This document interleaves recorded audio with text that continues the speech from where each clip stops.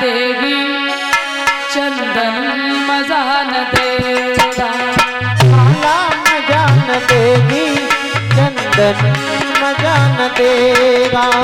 माला मजा न देगी चंदन मजा न देगा।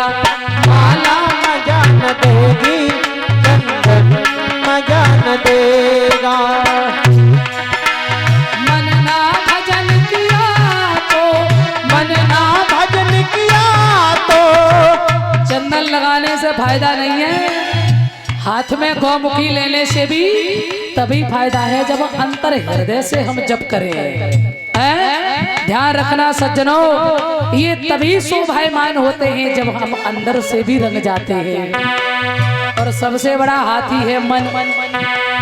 मन ना भजन किया तो, मन ना भजन किया तो नरकट मचा न देगा।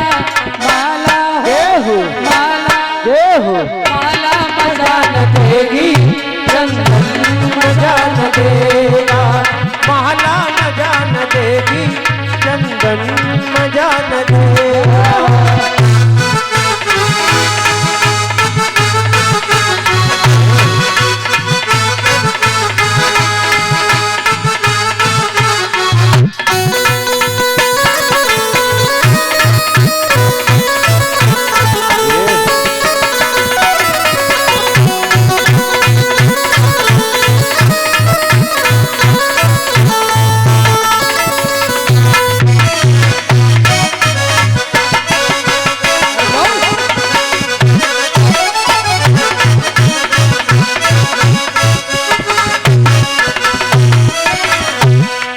कहते हैं माला मजा न देगी चंदन मजा न देगा। ध्यान देना, हम लोग साधना जब हमारी कच्ची होती है ना, माला आवश्यक है। माला आवश्यक है क्योंकि हम संसार में कच्चे घड़ा हैं, हम भगवान को भूल जाते हैं। ये काम वो काम, लेकिन जब माला हाथ में होती है तो माला इसलिए आवश्यक होती है, इस माला का यह महत्व होता है कि माला यदि हाथ में है तो मन चाहे जहां भी जाए, और जैसे ही माला पर नजर अरे भगवान की माला हाथ में, ओम नमः शिवाय, ओम नमो भगवते वासुदेवाय, तो ये मन कंट्रोल होता है। ये भी एक साधन है। माला साधना करने का साधन है और भगवान तक पहुंचाने का साधन है, क्योंकि मन को मजबूत करता है ये। इसलिए करिए, और जिस दिन साधना हमारी पक्की हो जाए फिर इसकी भी कोई आवश्यकता। काशी जाया मथुरा, चाहे प्रयाग जाए, चाहे अयोध्या जाकर चक्कर भले लगाए।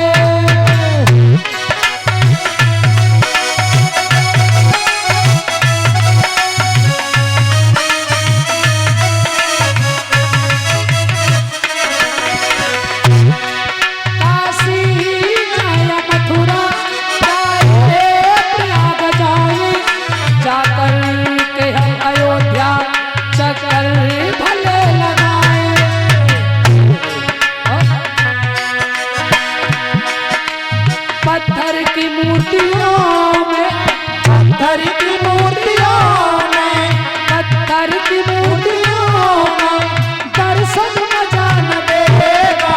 माला देहु माला देहु माला मजा न देगी चंदन मजा न देगा। माला मजा न देगी चंदन मजा न देगा।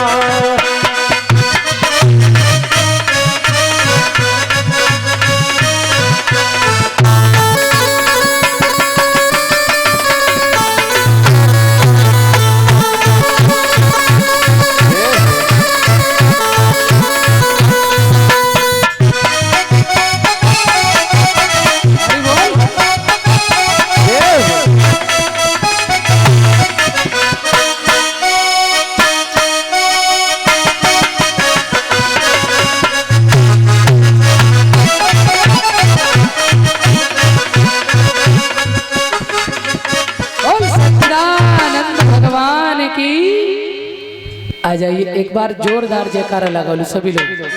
बोल गोविंद भगवान की। क्या बात, ऐसे ही बोला कर।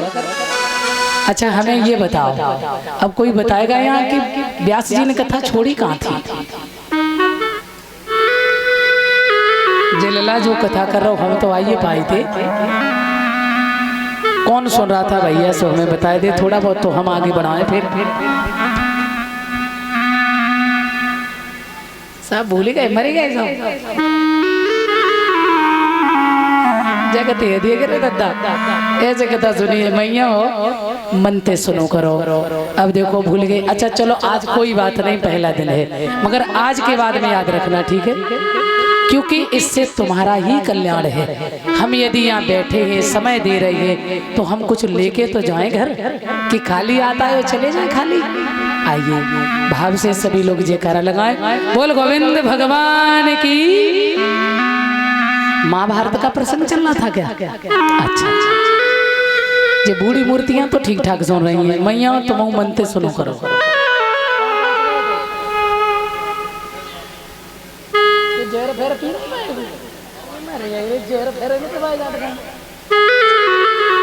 आ जाइए। श्री सूत जी महाराज शौनकादिक ऋषियों को सावधान करते हैं राजन,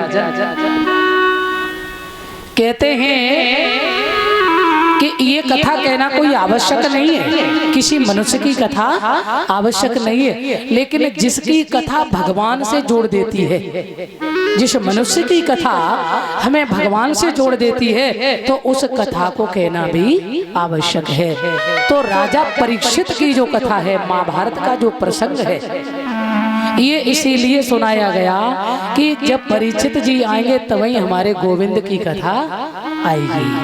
बोलिए गोविंद भगवान की।